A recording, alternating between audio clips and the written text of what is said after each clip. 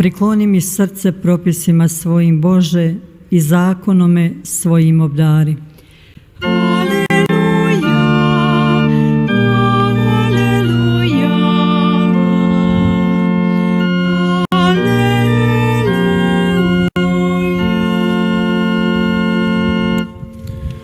Gospodin s vama. I s duhom tvojim. Čitanje Svetog Evanđelja po Mateju. Slava tebi, Gospodine. U ono vrijeme Isus ponovno prozbori svećeničkim glavarima i starješinama naroda u prispodobama. Kraljevstvo je nebesko, kao kad neki kralj napravi svadbu sinu svomu. Posla sluge da pozvovu uzvanike na svadbu. No oni ne htjedoše doći. Opet posla druge sluge govoreći: recite uzvanicima, evo objed sam ugotovio, junci su moji i tovljenici poklani i sve pripravljeno. Dođite na svadbu. Ali oni ne mareći odoše, jedan na svoju njivu, drugi za svojom trgovinom. Ostali uhvate njegove sluge, zlostave ih i ubiju. Na to se kralj razgnjevi, posla svoju vojsku i pogubi ubojice, a grad im spali. Tada reče slugama: svadba je evo pripravljena, ali uzvanici ne bijahu dostojni. Pođite stoga na raskršća i koga god nađete, pozovite na svadbu. Sluge iziđoše na putove i sabraše sve koje nađoše, i zle i dobre. I svadbena se dvorana napuni gostiju. Kad kralj uđe pogledati goste, spazi onde čovjeka koji ne bijaše odvjeven u svadbeno ruho. Kaže mu: prijatelju, kako si ovamo ušao bez svadbenoga ruha? A on zanijemi. Tada kralj reče poslužiteljima: svežite mu ruke i noge i bacite ga van u tamu, gdje će biti plač i škrgut zubi. Doista mnogo je zvanih, malo izabranih. Riječ Gospodnja. Slava tebi, Kriste.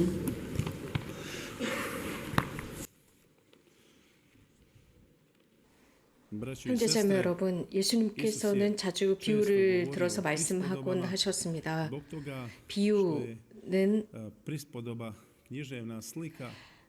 일부분은 개방시키고 일부분은 폐쇄시키는 기능이 있기 때문에 이 비유 말씀을 듣는 사람들은 집중해서 이 말씀을 들어야 합니다. 그분께서 하시는 말씀에 집중하지 않으면 제대로 이해하지 못합니다. 하느님의 나라를 선포하시는 예수님께서는 여러 다양한 비유를 들어 말씀하셨습니다. 그 중에서 강조하신 것은 하느님의 나라, 그 장소입니다.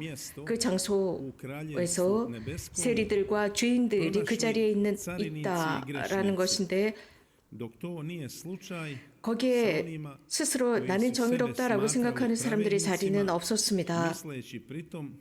그래서 백성의 지도자나 정치가들이나 당시의 유대인들, 당시의 유대 종교 지도자들은 그 자리에 없었습니다. 그래서 그들은 매우 화를 내고 불편하게 생각합니다. 그들은 이것은 바른 일이라고 생각하지 않으면서 예수님을 미워했습니다. 하느님께서는 하느님의 그 구원은 이 민족에게는 해당되지 않는다고 생각했습니다. 하느님의 구원은 자신들만을 위한 것이라 생각했습니다. 그래서 자신들만 아버지 집에 들어갈 수 있다라고 생각했습니다. 예수 그리스도를 파견하신 이유는 또 다른 양들, 즉 이 민족들 또한 아버지의 집에서 살도록 하시기 위함이었습니다. 그들도 하느님께서 창조하신 피조물들이고, 그래서 예수님께서 그들을 위해서 생명을 내놓으셔야 했습니다. 당연히 이런 예수님의 선포는 모든 사람들이 같은 방법으로 다 이해하거나 받아들이지 못했습니다. 하느님의 나라에 관해서 혹은 하늘나라에 관해서 언급할 때 우리도 통상적으로 어떤 지복직관의 상태라고 생각합니다. 그래서 그저 그것을 관망하고 즐기면 된다라고 생각합니다. 그러나 방금 우리가 복음에서 들은 말씀은 전혀 그 반대입니다.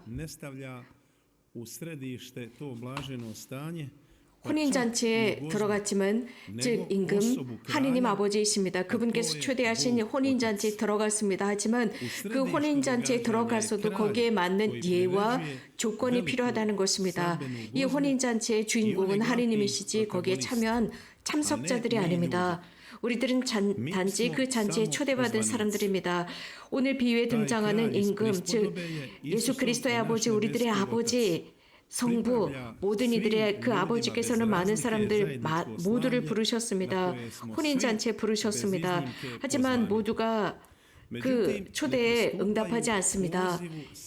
이런 부분을 외적인 차원에서 볼 때 어떤 사람들은 바르게 살아가는 사람들이 있는가 하면 또 어떤 이들은 절망 속에 살아가거나 어떤 사람들은 게으르거나 형식적으로 혹은 누군가는 이런 초대를 받고 대답하지 않고 중요하게 여기지 않고 진지하게 여기지 않는 인물들이 등장합니다. 한마디로 말씀을 드리자면 이러한 혼인잔치의 초대에 가지 않기 위한 많은 핑계를 댑니다. 현대도 마찬가지입니다.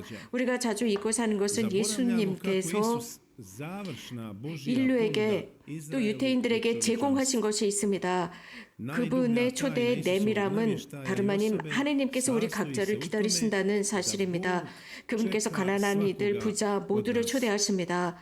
멀리 있는 사람이나 가까이 있는 사람이나 똑같이 초대하셨고 노숙자들이나 집에 있는 사람들이나 모두 초대하셨습니다. 이러한 예수님의 초대는 친구로서의 초대입니다. 혼인잔치에 와라 라는 초대입니다. 주님께 와라 라는 초대. 지치고 무거운 짐을 진 모든 이는 와라 라는 초대였습니다. 드디어 너희들이 그동안의 어려움 속에서 쉴 수 있는 곳이 있다. 와라 내가 너희를 쉬게 하마 라는 예수님의 초대입니다.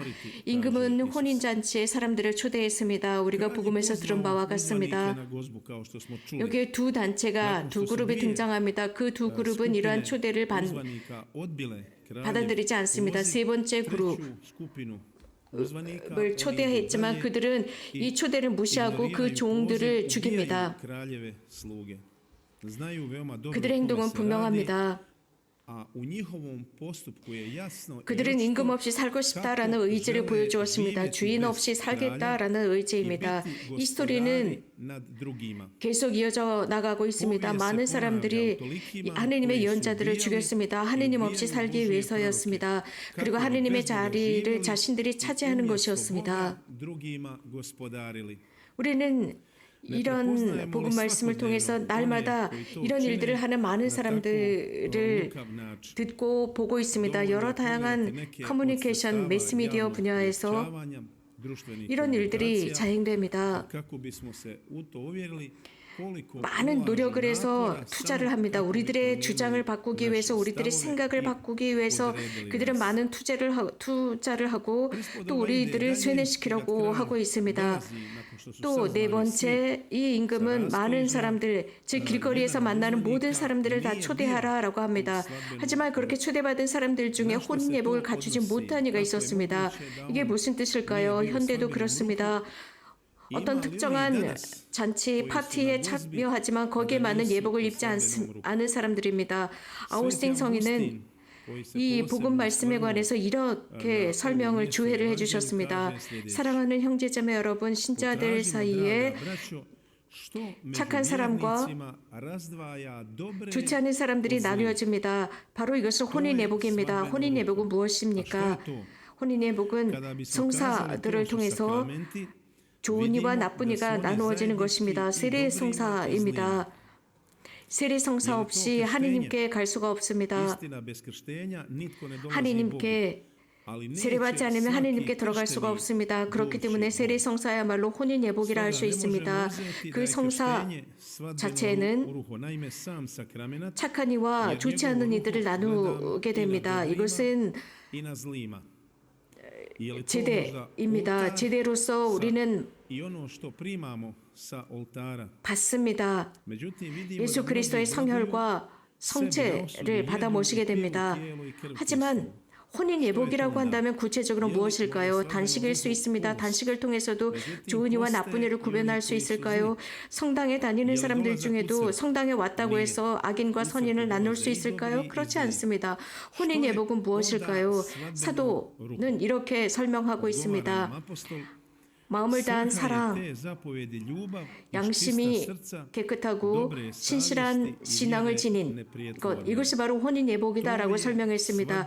여기서 언급하는 사랑은 그저 단순한 사랑이 아닙니다. 더러운 양심을 가지고도 사랑할 수 있습니다. 하지만 여기서 언급하는 사랑은 그런 사랑은 혼인 예복의 의미의 사랑이 아니라 사도 바오로가 말하는 사랑은 모든 언어를 다 한다 할지라도 사랑이 없으면 아무것도 아니다라고 했습니다.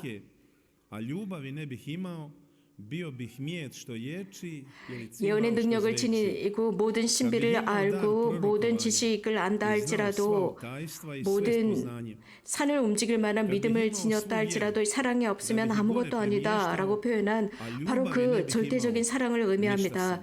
사랑이야말로 혼인 예복입니다. 많은 사람은 이러한 혼인 예복 즉 사랑으로 초대받았습니다. 하지만 선택받은 이는 얼마 되지 않습니다. 이러한 초대를 받아들이고 그 초대대로 살아가는 사람들은 얼마 되지 않습니다. 많은 사람이 초대받았지만 선택된 사람이 얼마 되지 않는다는 말씀입니다.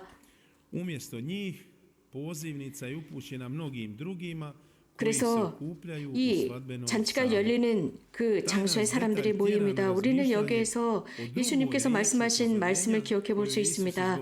이제 동서양으로부터 많은 사람들이 오게 될 것이다. 그들이 아브라함과 이삭과 야고보와 함께 그 잔치에 들 것이고 그들의 자녀들은 거기에서 쫓겨날 것이다라는 말씀이었습니다. 그 뜻은 바로 하느님의 아들을 통한 새로운 계약을 의미합니다. 선택받은 사람들만이 아니라 모든 인류를 의미합니다. 유태인만이 아닙니다. 유태 백성만이 아니라 온 세상을 의미하고 있습니다. 예수님께서는 그들이 당신의 말씀을 깨닫기를 바랬습니다. 하느님 나라 하늘나라에 관해서 당신이 설명하시는 대로 이야기를 바랬습니다. 보물이 숨겨져 있는 땅 혹은 그 진주를 따라 평생을 살아가는 사람, 그것이 바로 하늘나라입니다. 그 진주를 찾았을 때 그 사람은 자신의 모든 재산을 팔고 그 땅을 사는 사람과 같습니다. 하느님의 이 말씀을 그 어떤 것과도 비교할 수 없습니다.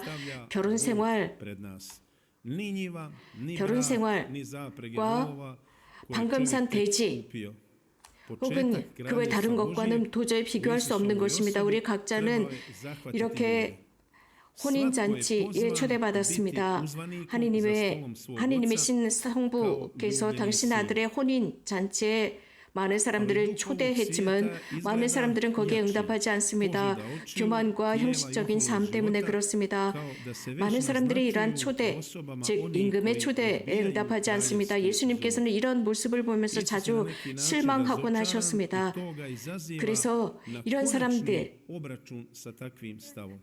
정치적으로 사람들을 억압하는 모습을 보여주곤 했습니다. 그래서 자신들 마음대로 삶을 살거나 이러한 초대에 응답하지 않는 이들이었습니다. 임금의 프로젝트는 그렇다고 무너지지 않습니다. 첫 번째 그룹이 응답하지 않으면 하느님은 두 번째 그룹을 초대하십니다. 버려지고 굴욕당하고 소외당하고 배척당한 모든 사람들을 초대하십니다. 이런 식으로 하느님은 모든 사람을 초대하시고 모든 사람은 하느님의 피조물로서 예수님의 보혈로 정화된 사람들입니다. 심지어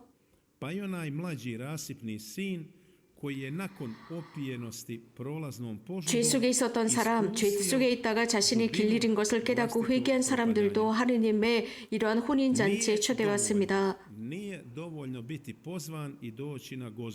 세례받았다고 충분하지 않습니다. 세례받고 이러한 잔치에 초대받았다고 충분하지 않습니다. 또 아버지가 주인이신 그 포도원에 일하러 간 일꾼이라고 해서도 충분하지 않습니다. 모든 것은 우리가 아버지 앞에서 마지막 우리가 그분에게 보여드릴 우리들의 모습이 어떠하느냐에 따라서 달라집니다. 모든 공동체에는 선인과 악인들이 있습니다. 그래서 자신만이 혼인잔치에 초대받은 사람이다라고 생각하지 말아야 합니다. 마테오 복음사가는 포도원은 유대인들의 것이었고 그것이 이제 교회와 이민족과 다른 민족에게 제공된 것이고 이러한 교회의 새로운 구성원들은 참 열매를 맺을 것이라고 했습니다. 기회가 되었을 때 참 열매를 맺을 것이다 라고 했습니다. 우리에 대해서는 마지막 말씀을 하시지 않았습니다. 그것은 하나님께서 하시는 말씀입니다. 우리들에게 여러 가지 일이 일어날 수 있습니다. 소위 말하는 유럽의 그리스도인들은 실제로 많은 것들 속에서 그 그리스도교가 몰락되어가는 모습을 보여주고 있습니다. 여러 변화 속에서 보여지고 있습니다. 모든 인류 역사 속에서 그리스도교는 매우 강력했고 성숙했고 발전했습니다. 그러나 이러한 모습이 유럽교에서 보이지 않고 있습니다. 가장 중요한 결정, 그리스도인의 진리에 대한 가장 중요한 결정을 해야 할 때 소아시아나 아프리카, 북아프리카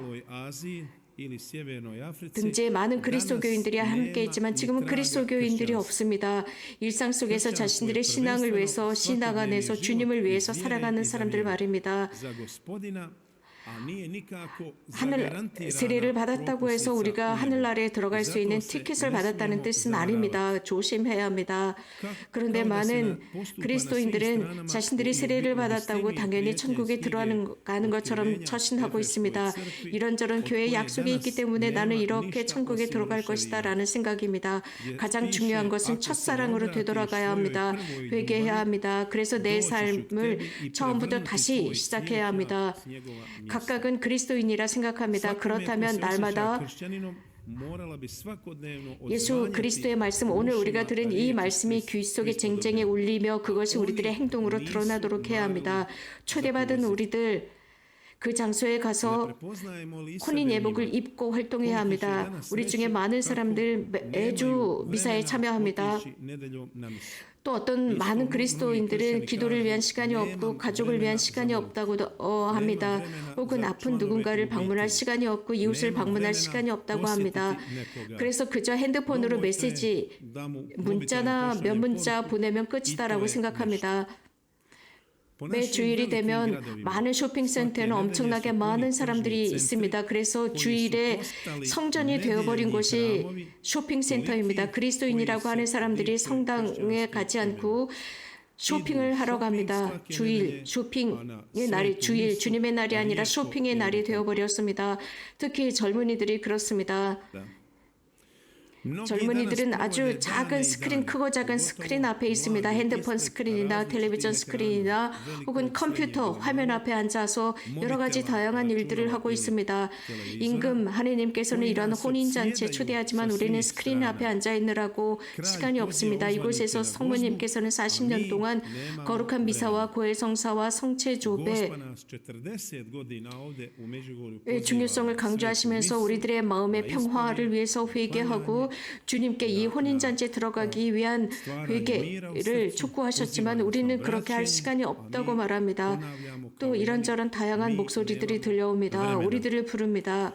Toliki drugi glasovi nam na ovaj ili na onaj način zovu nas i kao da nam hoće reći ja sam tvoj Bog. 그래서 내가 너의 하느님, 너의 신이다. 내가 너의 인생을 위해서 너의 좋은 것과 나쁜 것을 결정할 수 있는 결정권이 있으니까 내 목소리를 들어라는 많은 목소리들이 들려오고 있습니다. 매일 이런 소리를 듣고 있습니다. 그래서 우리는 매일 식별해야 합니다. 그 목소리, 주님의 목소리를 식별할 줄 알아야 합니다. 주님의 목소리는 무엇인지 잘 알아야 합니다. 오늘 우리가 들은 이 비유 말씀에서 예수님께서는 분명 혼인잔치는 진행될 것이다입니다. 임금께서는 그저 손을 놓고 계시지 않습니다. 혼인잔치를 분명히 열고 거기에 혼인잔치에 참여할 참석자들을 초대합니다. 악인들조차도 혼인잔치 직전에 회개할 수 있는 기회가 있는 것입니다. 그 혼인잔치에 들어갈 수 있는 자격은 회개하는 사람입니다. 그래서 그 죄의 옷을 벗어버리고 은총의 옷을 입은 사람들입니다. 우리와 함께 혹은 우리를 배제한 상태로 이 혼인잔치가 이루어질지는 아무도 모릅니다. 그렇기 때문에 오늘 저녁 미사 중에 우리는 주님께 청하고 자문해야 합니다. 우리들의 신앙이 정말 우리들에게 얼마나 큰 행복을 주는가입니다. 우리는 그리스도인으로서 행복하게 살아가는가, 예수 그리스도와 하느님과 교회와 성모님을 향한 신뢰와 믿음이 얼마나 큰가, 우리는 얼마나 주님을 향한 배고픔, 그분의 용서와 은총에 배고파하고 있는가, 그분의 사랑에 배고파하고 있는가. 이것은